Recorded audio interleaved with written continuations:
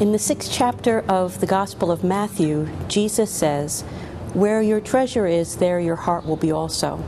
As a banker for 17 years, I knew this to be only too true, especially when I worked in the incentive compensation area, where money for so many people was closer to their heart than God ever was or is. Jesus says, don't store up your treasures on earth, but focus on the kingdom of God and God's righteousness, and all that you need, all that you really, really need, will be given to you.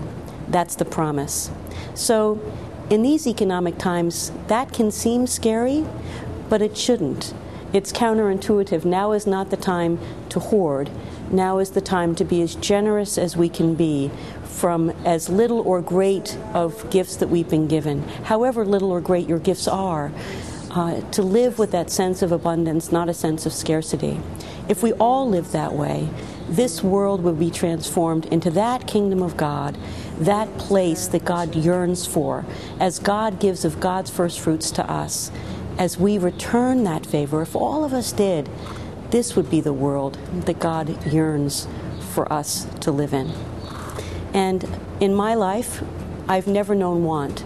I've known what it is to not have a lot, but I've never known that deep want. And I think it's because giving freely out of our first fruits, we reap such great joy in our lives, and so many wonderful things can and will happen for us.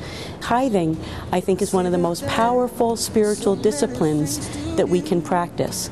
And tithing of our first fruits is the best, I think, that we can do.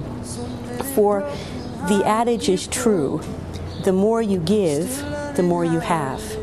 Maybe it's something that you want to talk to your rector or vicar about, and maybe there's a talent that you have that you haven't shared with the church yet.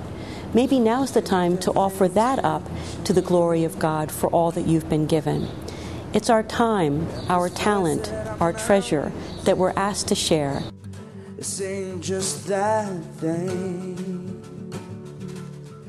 Things can change. Things can change.